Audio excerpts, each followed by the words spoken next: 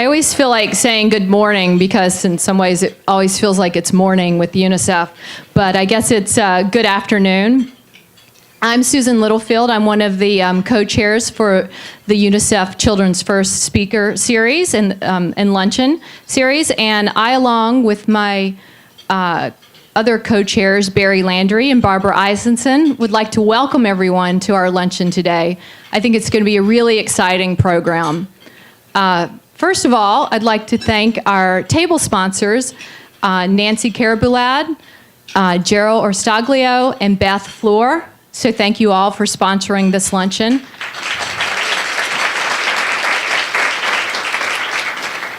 I'd also like to thank Barry Landry and Barbara Eisenson for being series sponsors this year and enabling us to have a wonderful 4 luncheons.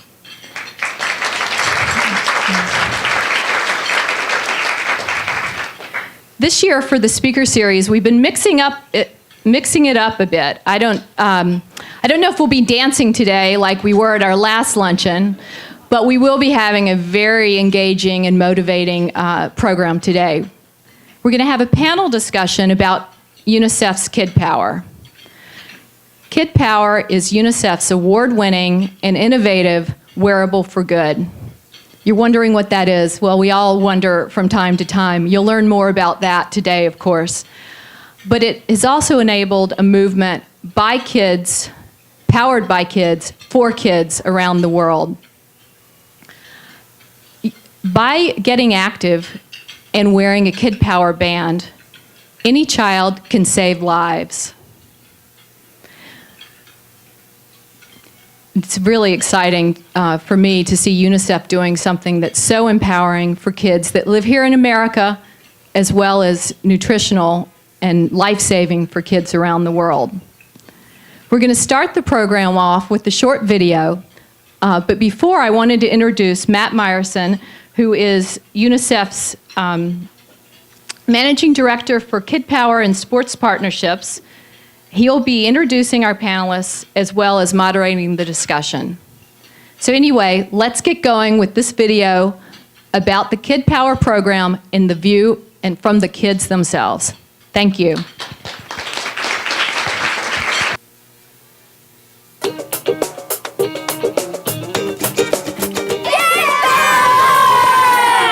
Kid Power, to me, I think it's all about saving kids' lives. We have lots of food, but like if you go to another country where it doesn't have as much food as we do. Once they've had those conversations with teachers about what it means to be malnourished and what it means to be in a position to help children who are malnourished, I think the motivation came from knowing that their work was going to make a difference. Can you show me what's on your wrist? A Kid's Power Band. It keeps track of when you exercise. The more points you get, the more money you get. You save lives. Once you reach a Kid Power point, that's a food packet that you give. I feel like we're being like better people than we ever have been, because it's really nice to just know that you're saving kids' lives every move you make. Our favorite part about UNICEF Kid Power is that we're running a lot, getting a lot of exercise. I also like that it's another introduction of technology into the classroom.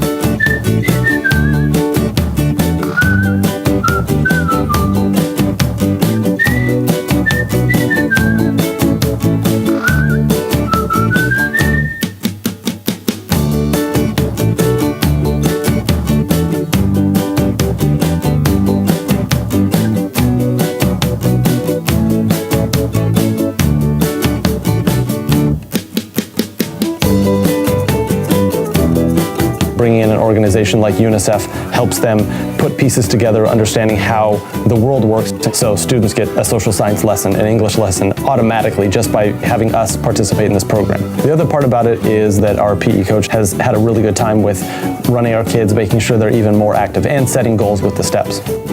I do jumping jacks and I run around and I play with my friends. I'm having fun, I get active, and I save lives. When we kind of instill that in our children that they can affect the world at an early age, you know, as they get older, they'll become great citizens and be able to help and make impact around the world.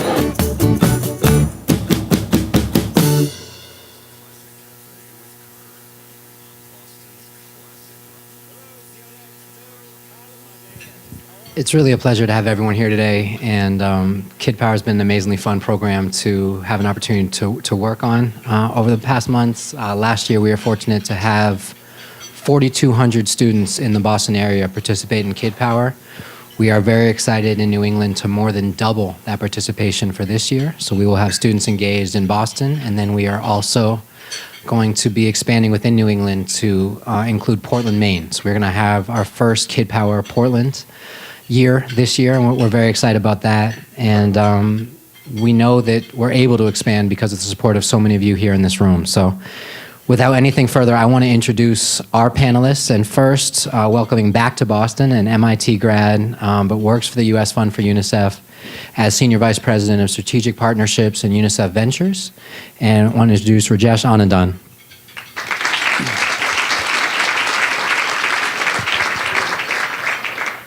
Our next panelist I want to introduce is Elsa Roderick and Jalen Bean. Elsa is a fantastic third grade teacher in the Boston area and at the Moore School in Cambridge. And Jalen is one of the superstar students from last year's Kid Power program. And very excited to have both of them there. So for Elsa and for Jalen.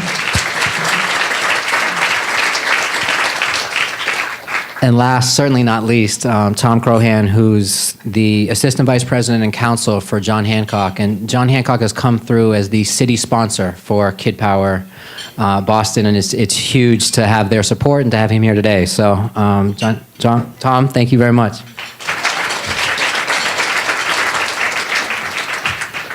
All right, so my job as a moderator is to talk as little as possible and have you all talk as much as possible. So Jalen, you're the real star of the show, so you'll probably get about double as many questions as everybody else. But we're going to get a chance to go through. Rajesh, I'd love to start with you.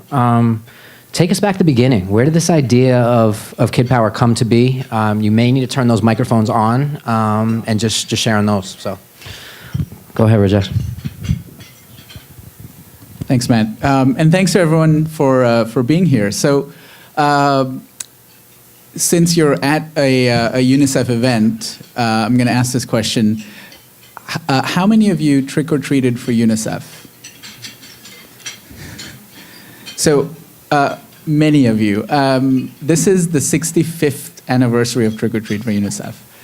And as you know, it's something that's survived this long, despite a world that's very different than when the first family in Philadelphia trick-or-treated for UNICEF in 1950, because it's a very simple idea. It's kids helping kids through an action that they can take that's within their power. They go trick-or-treating for candy on Halloween.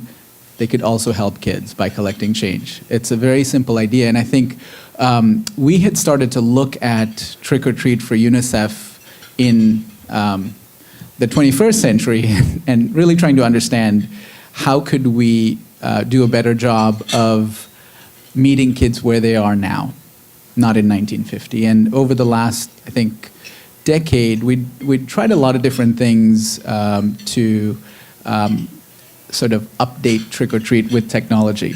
When smartphones started becoming ubiquitous, we had a Carve Your Own Pumpkin app.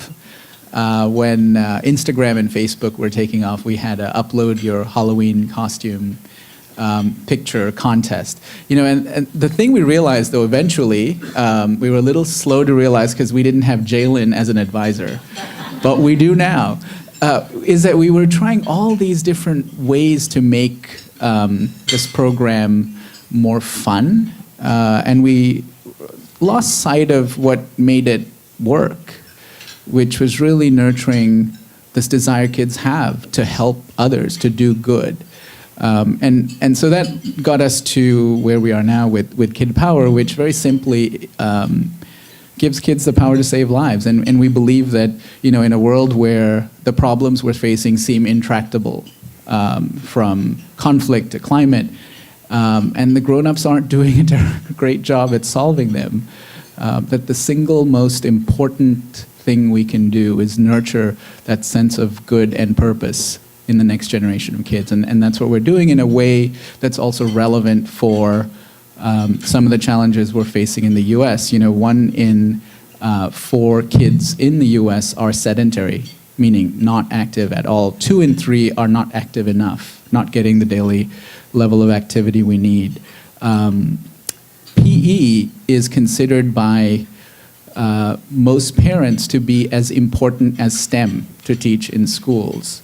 Physical inactivity is now the #1 concern for American parents. So we're getting kids more active and converting that activity and connecting that activity to helping kids around the world, and doing it in a way that really puts kids in charge, and using technology and, with our wearable and our classroom-based technology solution, but also in a way that connects kids to the impact they're having in real time in a very transparent way.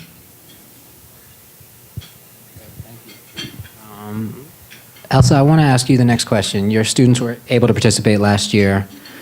What differences did you notice in your students since being involved in UNICEF Kid Power?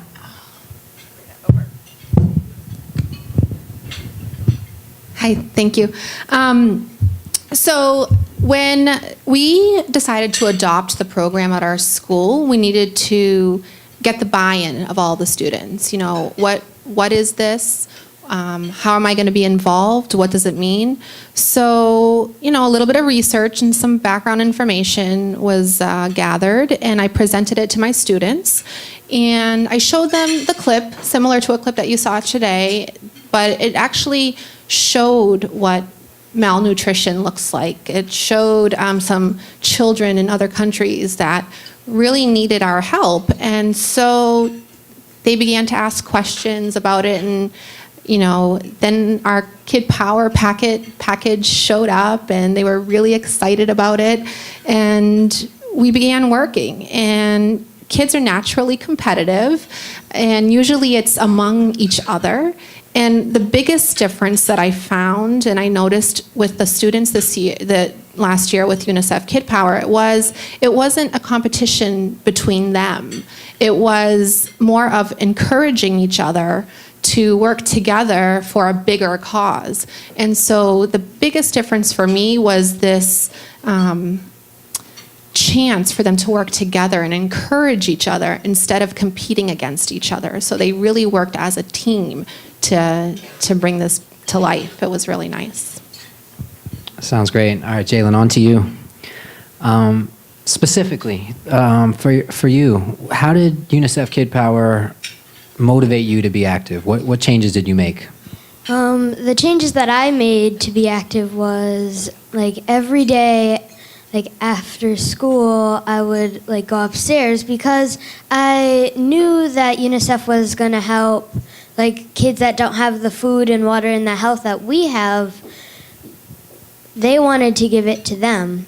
And so when we got the UNICEF packet that gave us the option to do it or to not to do it, me and my mom were very kind of excited to do it, because basically what we wanted to do was we wanted to be active at the same time as helping people be like we are.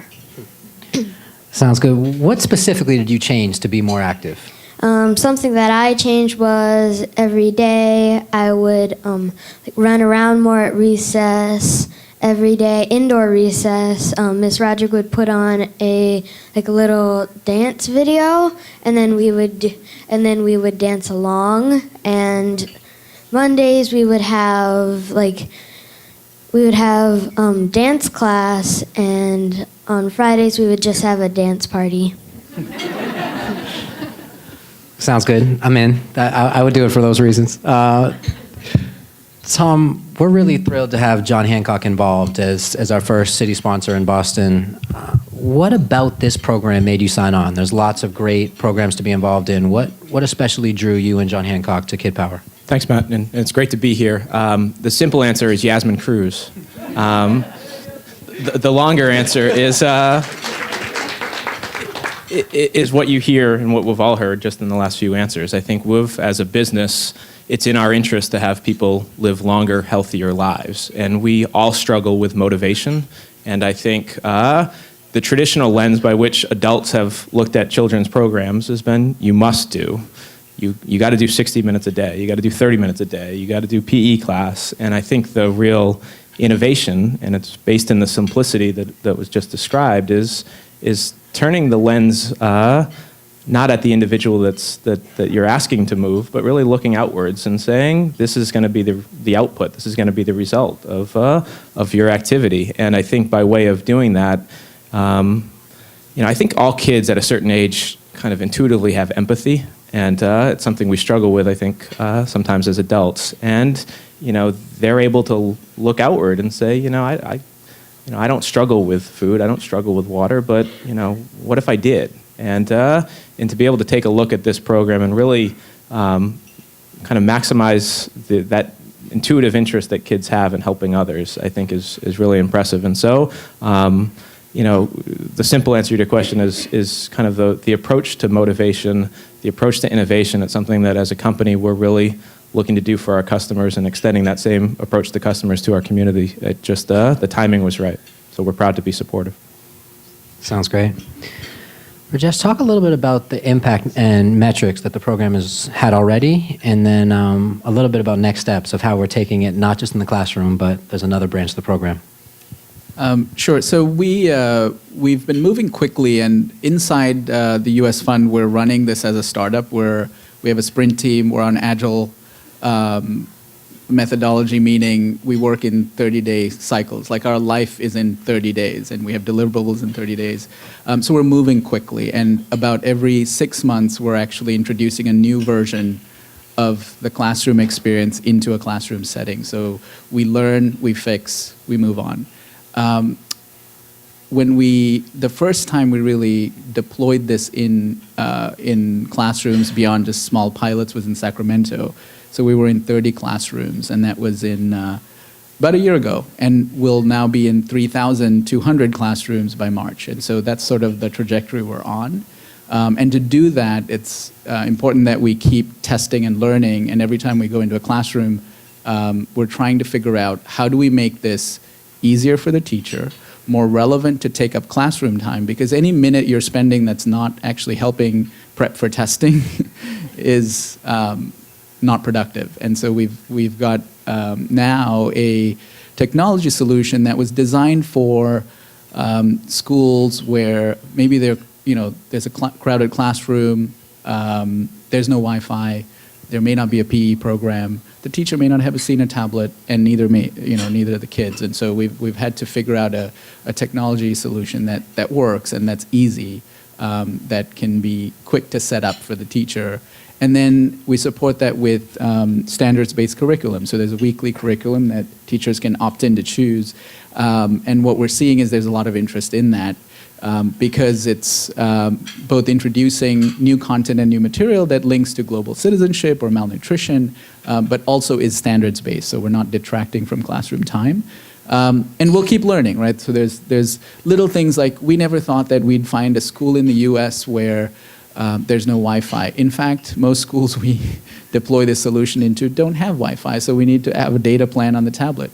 We didn't think we'd run into a school that is in a part of the country with no cell reception. And what do you do? How do you have a technology there? So we've had some basic things that we've needed to figure out, and the same way as we have with the curriculum. And so we're looking to scale to get to, there's about 30 million kids in the US who are in 1st to 8th grade. Right now, this program is designed for 3rd, 4th, 5th, really. We're already starting to pilot in middle school to understand whether we can age up. But somewhere in there is the, quote, market size for what this program is. For some of those kids, it's the future of PE, for schools that can't afford a playground. For other kids, it's a different way to get active and be global citizens that complements the programs that already exist because they're in schools that have resources. So as we've been learning along the way, we did realize that this simple idea can work for families as sort of the team and moving it out of the classroom. And so we just launched Kid Power for Families with Target and Disney as our presenting partners. It's on Target.com. This is what the band looks like. You should go buy it. Sorry. Yes, ma'am. There are special edition Star Wars versions of the band. There are not that many. They may not last. Hint. But some of the things we actually had to be more thoughtful about as we launch at retail was things like the design of the band, where we're designing for a family. So this band is actually designed by Ammunition. It's one of the hottest industrial design agencies. They design the Beats headphones, and Nook tablets, etc. I don't think we've ever done free work before. But for the world's children, who wouldn't? But we also designed it because to be something that parents would want to wear as well. And that's a lot more consistent with what Kid Power is. This is not a game. This is not a toy. It's important. You're helping people around the world. And so this is not designed to be entertainment on your wrist. And I think some of the stuff that's out on the market today for kids, it's not necessarily designed for kids or designed in a way that's good for kids. And so we wanted to be very clear about what we're trying to do and what we represent, and having a product that makes sense. Sounds great. All right, Jalen, back to you. Talk about how the program was maybe a collaborative effort within your classroom, but then also how it was maybe a competition with other classrooms. Talk on that one. So basically, we were all working together to get as many Kid Power points as possible. And every morning, during morning meeting, we would be so excited to check how many Kid Power points we have, how many food packets we earned, and what place we were in during Kid Power month. And basically, we were trying to just beat all of the other teams in all of Boston and in our school. In all of Boston and in our school. And since my brother was in 5th grade, we also had to go against him.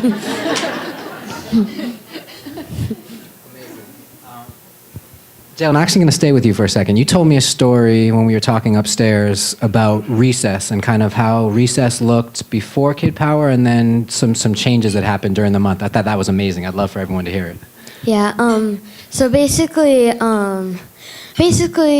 Kid Power, the Kid Power bands, what they did to change us as a classroom and as a school was basically a lot of kids were just like standing around and talking during recess. But now, thanks to UNICEF, we were all running around and being really active so that we could have as many Kid Power points as possible. And also, I can't wait till February for this school year because some of the kids in my class during recess are just kind of sitting around on the bench and reading, and I think that they should be really active, so UNICEF will kind of motivate them to be active. Okay, so last year, you and Ms. Roderick were teammates, so you guys were part of the same classroom. So do you think Ms. Roderick's new 3rd grade class has a chance to beat you guys this year? No, I don't. Okay. All right, thank you.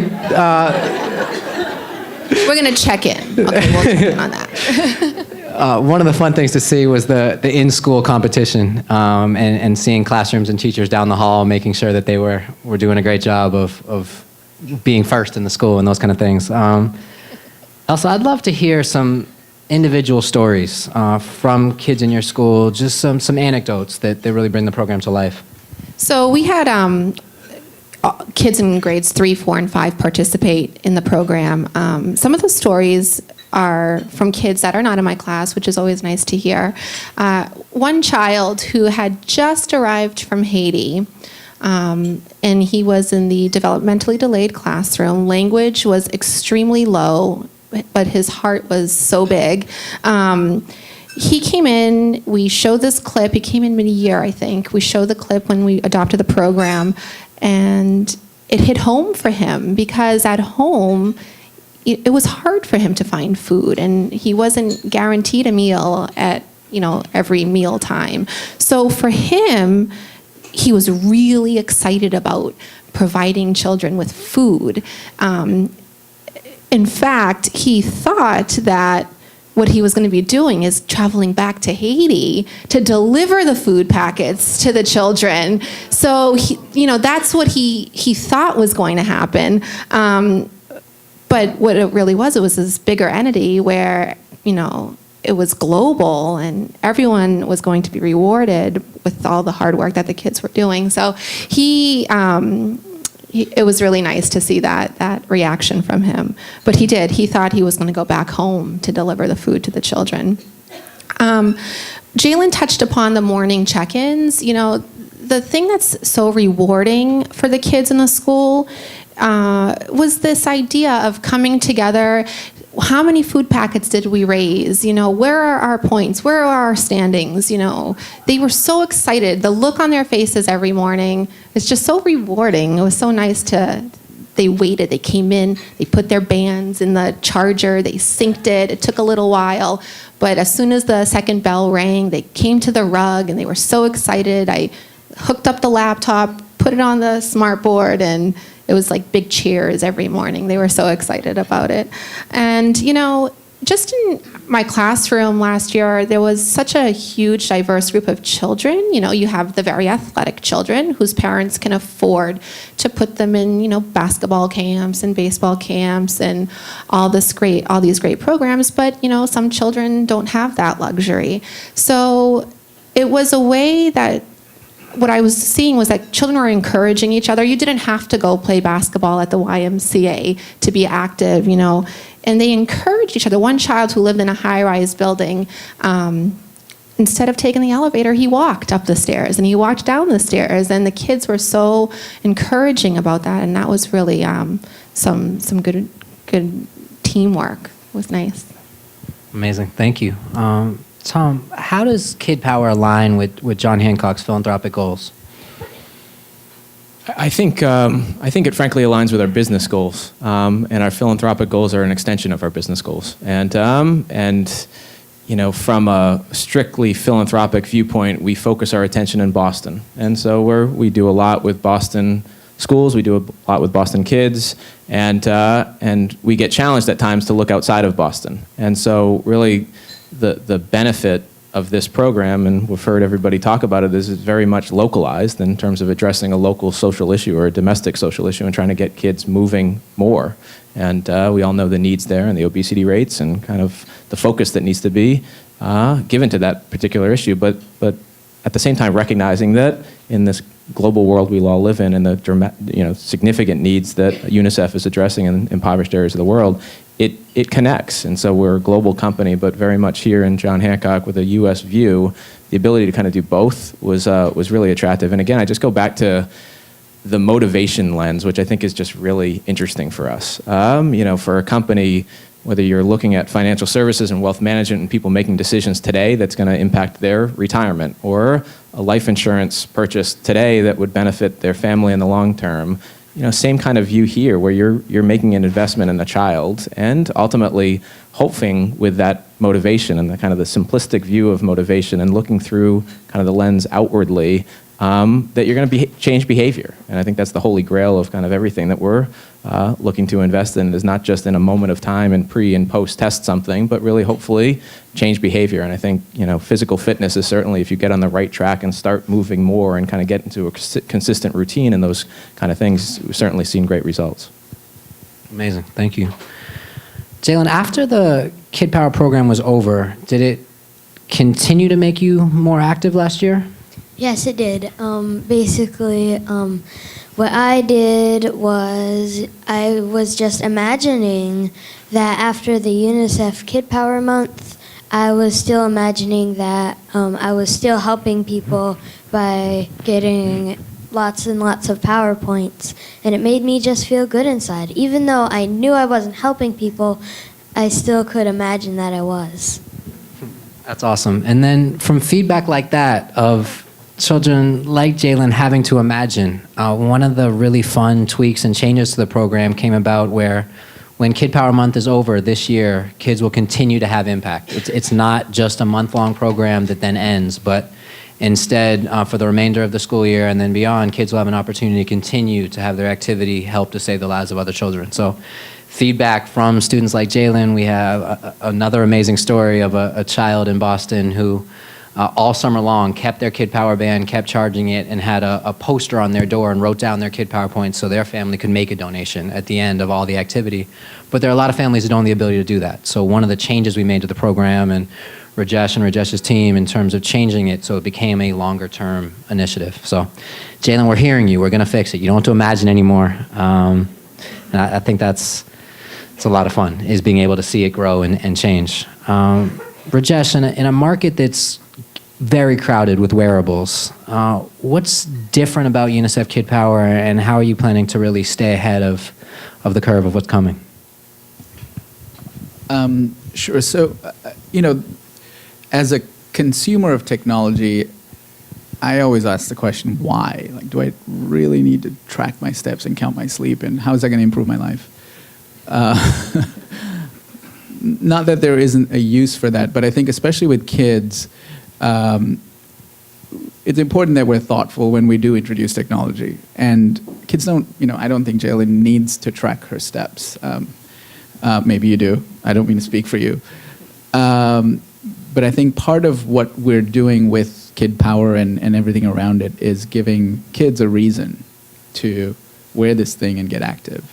And we're not doing it as a fun marketing gimmick. It's not a cause marketing promotion. It's not time bound. It's everything about the experience has been designed from the ground up. Every aspect of it, every interaction the kid and family in school and classroom has with our platform is designed to shorten the distance between your activity and the impact you can have. And so we do think we're sort of creating a new category and a new way to think about technology for good, and we coined the term wearable for good, and we've trademarked it so you can't steal it. But actually we want you to steal it, because we do want others to start trying to replicate what we're doing, and have a very different way in which we start to think about technology, but also relate to the world, and start introducing kids at a very young age to this notion of, what you do matters, your choices matter, the actions you take matter, and we want to remove the friction between those actions and having impact from a very young age. So I think, we'll see where this goes, but certainly we're scaling the classroom program. We've launched a retail version, and I should say, given the local audience. So with Kid Power for families, instead of having weekly curriculum and lessons, we have an app that allows you to go on missions. And a mission is a goal-based journey. So for example, I could go on a mission to Haiti. And each mission is hosted and presented by a star athlete and a regular kid, and you're introduced to a country, and you learn about the country, and you learn about kids in that country. So you just start being exposed to, life in Haiti for an 8-year-old. Not as, that poor 8-year-old in Haiti who needs my help, but hey, there's a kid just like me, and she's doing everything she can to help her community, and I should too. So we have, thanks to you, Matt, we've got an all-star cast of mission presenters from professional sports and Olympic sports, including David Ortiz. So I think his mission is to Burkina Faso. So when you get your Kid Power Band and app, you can go on a mission with David Ortiz and help kids in Burkina Faso. Well done. I know at least one person who's going to go back and get those Star Wars bands. So that's great. Thank you, Rajesh. Elsa, there's a lot on a teacher's plate, and there's not enough hours in the school day. With that in mind, would you be able to recommend Kid Power to other principals or schools and teachers, and if so, why or why not? So there's no doubt in my mind. I think that this program is a win-win situation. There's such a connection, especially to our school. Our school is, a school whose philosophy is around helping others. It's so community-based. We raise money, we collect clothes. There's, reading for raising money for food banks. So our school in general is such a community-based school, and we thrive when we help others. So this program just lent itself beautifully into our community. But what schools wouldn't want to do that? What children wouldn't want to do that? What adults wouldn't want to do that? So I highly recommend UNICEF Kid Power to schools. The curriculum, it feeds nicely into it. The math, last year we were learning about measurement, and when we pulled up our morning board and we checked our steps, all of a sudden it said, you have walked the perimeter of the Boston Common 5 times. I'm like, perimeter, we know perimeter. So it kind of, it just connected to them. So there was lots of aspects, and then just learning about the world around you in our social studies, it does connect. So I think, yes, every school should do it. Jalen, I want to go back to you. I know that you and a lot of your classmates, they may not have heard about UNICEF at all before this program started, and it may not be an organization that you knew a lot about. But one of the fun things getting to visit your school was to see how students were able to teach me about what UNICEF does. So over the course of Kid Power Month, can you tell everyone a little bit about what you learned about UNICEF's work?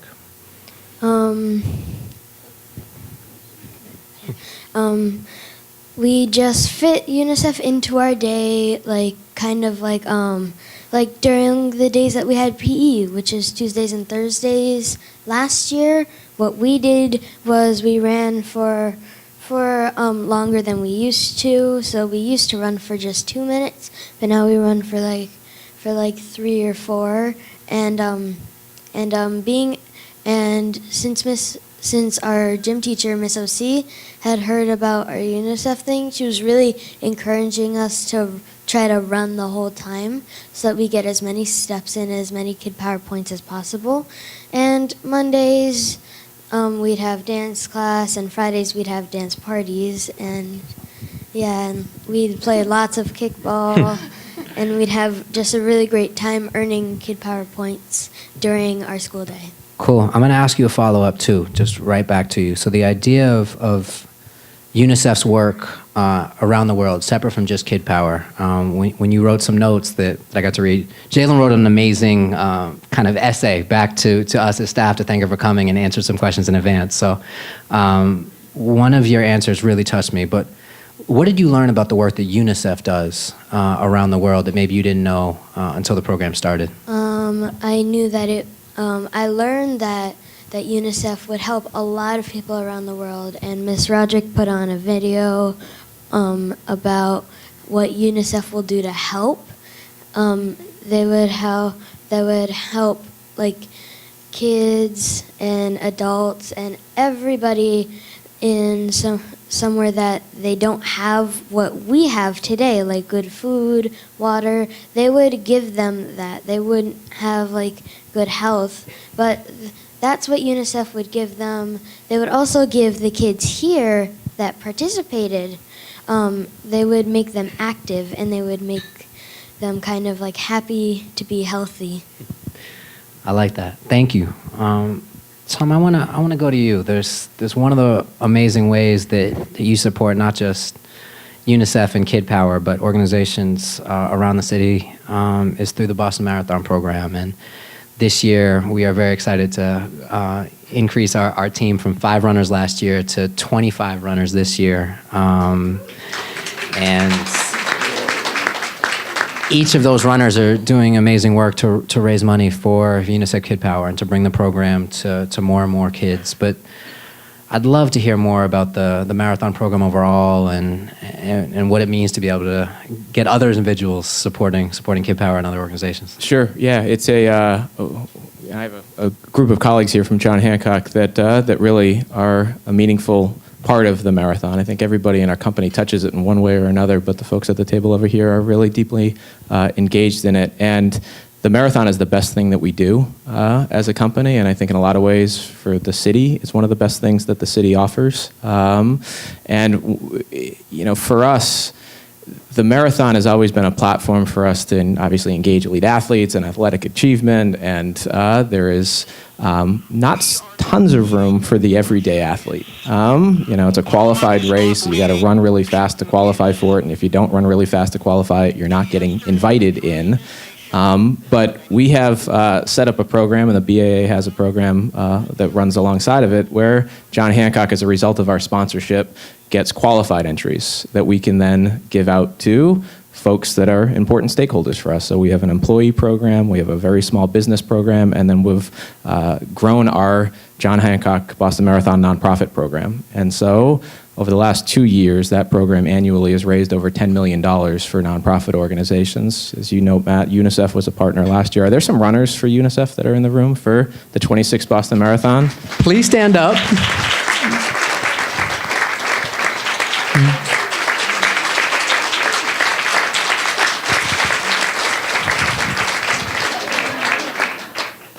So I mean, it's really one of those win-win scenarios, almost much like this discussion around Kid Power, where we're giving bibs to nonprofit organizations, really treating them as investments and making sure that you're leveraging that investment to the maximum extent possibly, and finding runners who have the capacity and the friends that can raise money alongside their journey of training.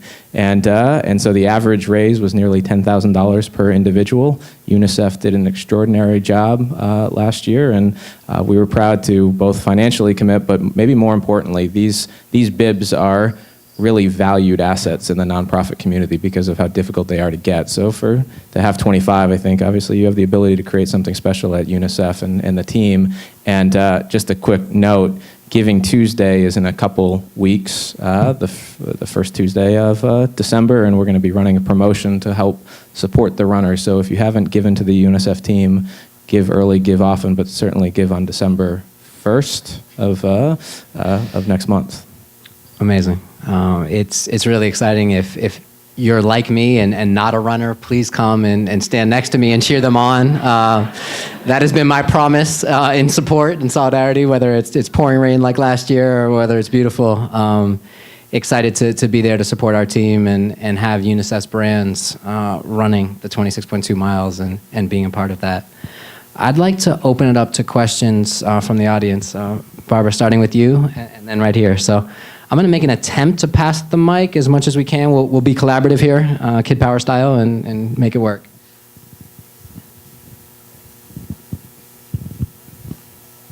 I've had a lot of questions about how it works for families. Does it come preloaded? Who's sponsoring? How do you load it again?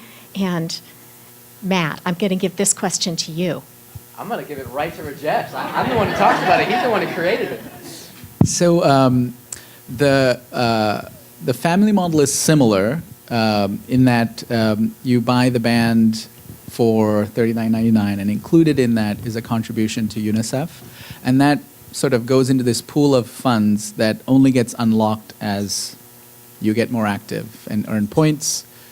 That pool of money gets drawn down and converted into therapeutic food packets that UNICEF procures and delivers.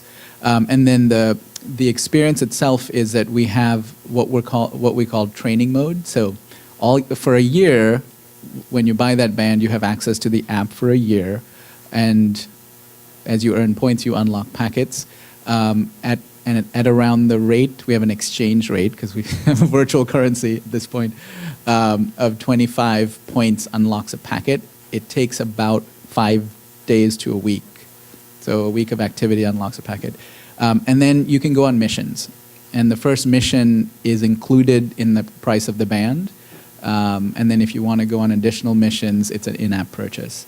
But we wanted to make sure that even if you didn't buy anything else, you could still keep using the app and have impact for a year.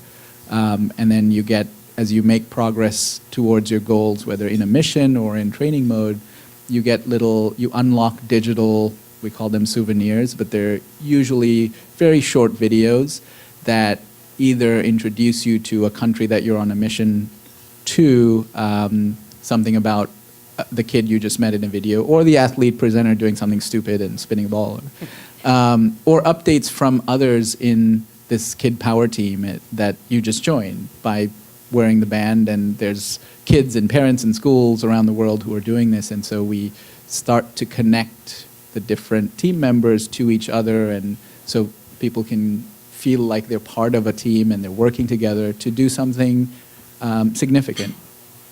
Sounds great. And even to simplify it even more, You buy the band and it arrives. Each band has an individual code. You sync that with the family smartphone. So I'm buying my nieces 3 bands. They'll each get their band, and all 3 bands will sync to my sister's smartphone. And the app will run out of the smartphone, and that message will pop up that David Ortiz or somebody else has a congratulations message to play. Those kinds of things happen as the process is going. So that's even one level more granular Yeah, to and how I it works. should say with both the school program and the family experience, we are overly conservative in terms of data and privacy. As UNICEF, obviously, we have some very strong points of view on that. And so we don't collect any individual information of kids, and to the point where we ask even the kids' sort of account in the app for the family to use a nickname. So we don't have emails, we don't have any kind of contact information. We also are very clear about any analysis we're doing on the data is done at the aggregate level, and then we don't. We try to really make a clear distinction there. But one of the interesting things already is that, by over the next few months, we'll have 100,000 kids on this platform getting active every day, generating data in 15-minute increments every day. So we'll already have probably the world's largest real-time data set of kids and physical activity. And so there's a lot of insights we hope to be able to share with everyone in the public health arena about what motivates kids, what are some of the internal, external variables we can isolate about the things that get kids more active or keep kids from getting active, beyond what we know to be true at this point, which is purpose as that motivator. And we have, from the evaluations we've done, kids are 55+% more active because of purpose. And we've deliberately looked at, let's say we introduce Kid Power in the classroom setting with the technology and the curriculums, et cetera, but importantly connecting activity to impact versus just the technology. We just gave the band. So, and that's not a baseline, but technology and purpose, kids are 55% more active. We also tried to look at, a lot of the fun that happens during Kid Power Month, even though now we're evolving to a year-round program, but Kid Power Month is about being fun and really celebrating what kids are doing, and so we'll partner with local sports teams. In most cities, it's just 1 team. In Boston, it was 3. I don't know what it is. Who then have prizes. So the Celtics mascot showed up at the top performing school one week and did a dunk show. Or one of the schools, a couple of classrooms actually got tickets to one of the Celtics games. So there's stuff like that happens. So we did want to test, though, does that motivate kids to be more active? And I'm sorry to say it doesn't, but it does make it more fun. So part of this is, it makes it more fun for the grown-ups, right? But it also is our way of saying thank you. And so we tried to isolate the impact that fun has. So we have a point of view now on technology relative to technology and purpose. We also now have a point of view on fun relative to purpose. And so as we get further, we'll really start to hopefully be able to share with others some of the things we're learning about what motivates kids and what does purpose really mean and how can that affect positive behaviors in other arenas and not just physical activity.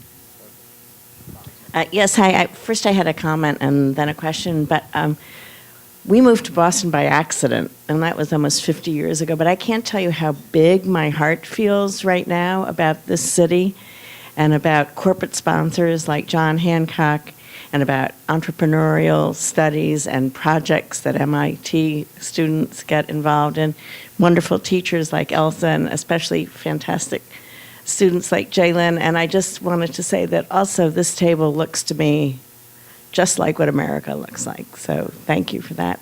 And my question actually is, how much does it cost to sponsor a school? So it depends on the student. So we try to, it's $50 per student for the program for the school year. And that includes a band for every student. We assume that the classroom will need a tablet. We assume the tablet will need a data plan because there's no Wi-Fi. It includes a charging solution. So we assume that kids can't go home and charge the band. And then, so all of that, the technology piece of it, the impact, and about $10 of that 50 is set aside to be unlocked as the kids get more active. and then kind of our program fee to run it. And so over time, we expect that cost to come down, including the cost of the device, and as we scale the program fee, more kids, same support, et cetera. But that's what it is right now. So that's roughly, if there are 2 classrooms per grade, and we're talking 3rd, 4th, and 5th grade, that's usually around 200 students. So it's, as a rough number, it's about $10,000 on average to sponsor a school. So that's probably the median donation in terms of what folks have given, in terms of the mode. I'm losing my math terms, Jalen. You got to help me out. So the most common donation we've received. Yeah. But it's been it's been really fun to see it grow, and a lot of folks who haven't necessarily been involved in supporting UNICEF have really loved Kid Power, and we brought a lot of new supporters to the table. I'm seeing one more hand, and then Matthew, you need to tell me, and 2 more hands there. Matthew, you need to tell me when I'm done too. All right, we'll take these 2 hands that are up, and that's wonderful, and then we'll pass to Matthew.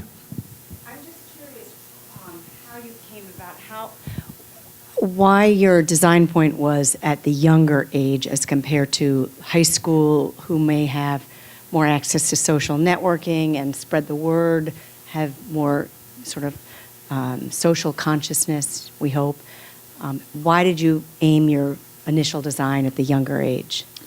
A couple reasons. So I think both from it's the combination of the earliest age at which we could introduce this idea of global citizenship. So around 2nd, 3rd grade usually is when schools would start teaching social studies. And I think developmentally, kids are at a point where they can start to connect the dots and be aware of this world around them. So I think sort of from the point of view of the earliest we could go. The other is also just in terms of introducing kids to physical activity. Ideally, we'd go even younger, but starting at 3rd grade, 4th grade is a good start. So we started as young as we could go in terms of the most impact we could have if we could nudge behavior in the right direction, then that would be sustained. We're not sort of opposed to high school kids, of course, but it's purely from a kind of focus point of view of we really want to get this right in elementary schools, and then we're starting to test middle schools. Also, the kinds of things that motivate teenagers are different, so the content, the curriculum will be different. And then I have a 3-year-old, so I don't know exactly what it's like to have a teenager yet, but I would assume that and the role and influence of the teacher and parent become less relevant at that point, and it's much more peer and peer related. So.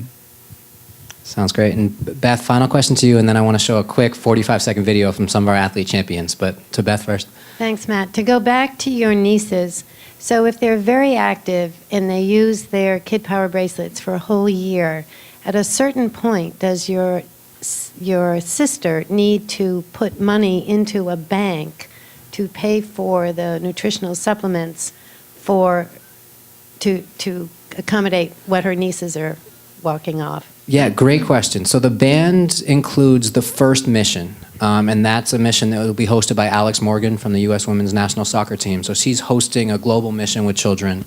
That mission is 100 Kid Power points. So that will take about 20 days if a child is very active.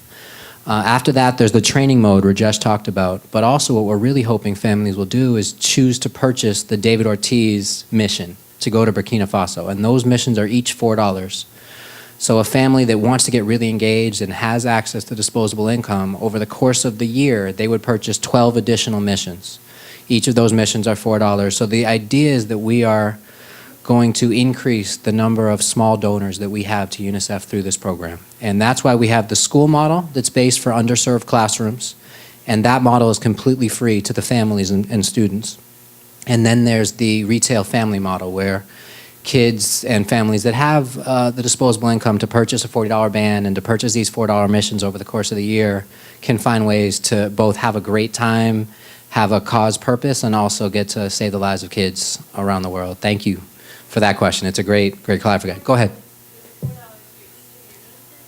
So it'd be per child to be able to participate and have their impact increased, and then each participant are going to receive their own souvenirs and video links and those kind of things as they earn it. So if my nieces go at different paces, they're going to receive their incentives at different times. But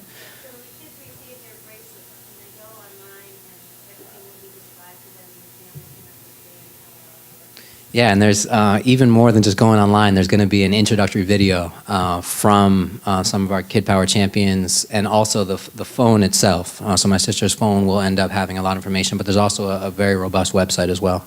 Anything I'm missing? Yeah, as much as this is Kid Power, for safety reasons, kids will need a grown-up to register an account as sort of the adult account holder, and then the adult can create accounts for the kids. And then from that point on, the kids can have access to the app.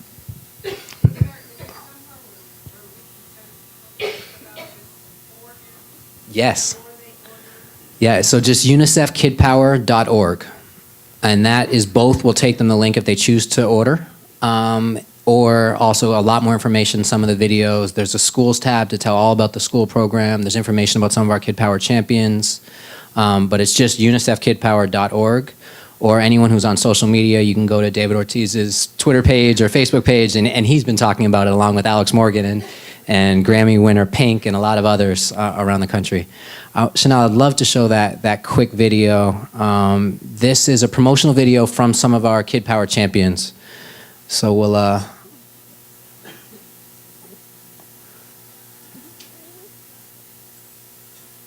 right. No, this is great. Millions of children around the world suffer from malnutrition.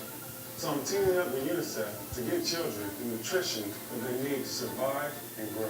And now, you can too. Go purchase a UNICEF Kid Power Band, get active, and start earning points. The points unlock food packets that deliver life-saving nutrition. The more you move, the more packets you unlock. There's also an app that takes you and your family on missions. There you will tackle exciting new challenges while learning about different cultures. Join our UNICEF Kid Power team and make a difference for kids around the world. Get active, save lives.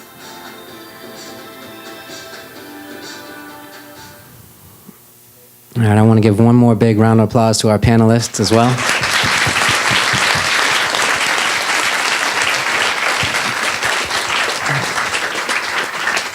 And I'm sure he has another important title, but here's one of our marathon runners for Kid Power as well, Matthew Bain. Any title feels secondary to that, I have to say. Especially the idea of doing it twice is crazy. But my name is Matthew Bain, and I'm the managing director of the U.S. Fund for UNICEF New England Regional Office here, and I'm thrilled that you all are here.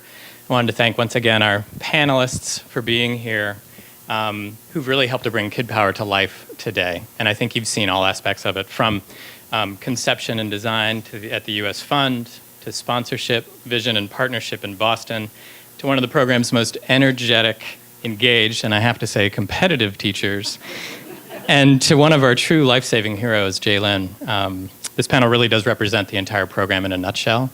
And I'm just thrilled that you're here. Thank you for everything that you've done to make this possible and to bring it to life.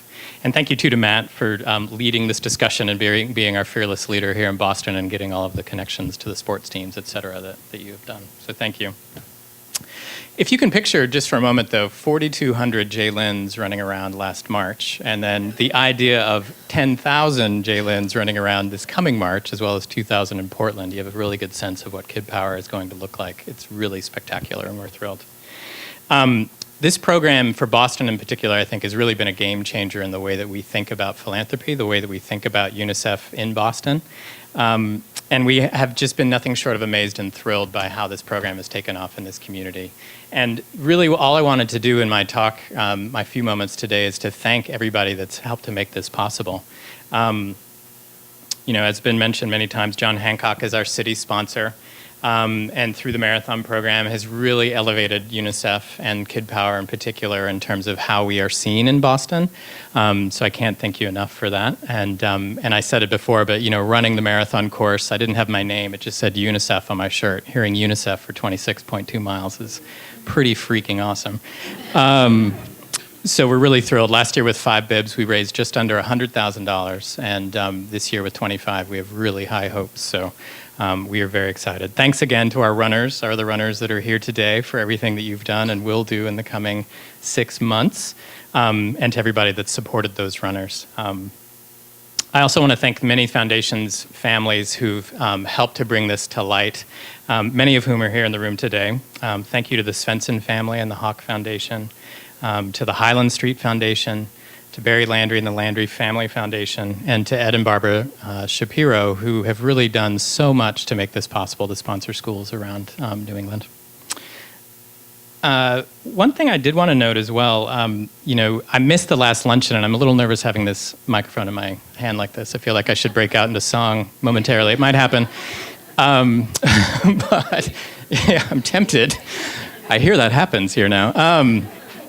But I missed the last luncheon because I was on my way to Madagascar to see UNICEF nutrition and education programs. And I really did want to say it. It was mentioned on the panel, but we really did see, Barbara and I were there, that this really does make a difference. That these nutrition packets, this education around nutrition really does make a difference for so many people around the world. And these kids who are doing this, like Jaylyn, really are life-saving heroes. They are making a big, big difference. And I had to note that because it's amazing what you're doing. So we're going to be talking about Kid Power a lot in the coming months. We're doing a lot with it on all levels. So this is a great team you've seen here that kind of represents it in Boston thus far. We'd love to have you join our team in whatever way makes sense for you.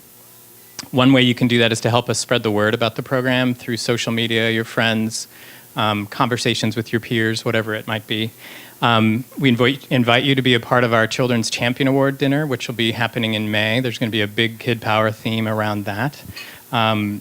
You can support our marathon team, our schools, our teachers, our students here in Boston.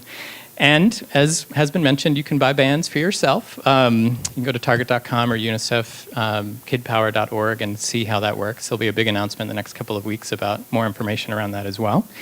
So we're thrilled. So please join us and let us know if you would like to do that. In closing, I want to thank and acknowledge our lunch sponsors once again. Barbara Eisenson, Barry Landry, and Susan Littlefield, thank you for co-chairing this wonderful event and sponsoring it throughout the year. Thank you to our table sponsors again for today, for Nancy Carabulad, Beth Floor, and Gerald Oristaglio. Our next speaker event, we're still working on the date. It's probably going to be in early February. We'll send that information to you shortly. But we're planning to focus on the Syrian refugee and migrant crisis, so there'll be a lot more information coming out about that as well, and we hope to see you at that event. And finally, many thanks to all of you for being here today, taking time out of your day to learn about this incredible program and a little bit about UNICEF.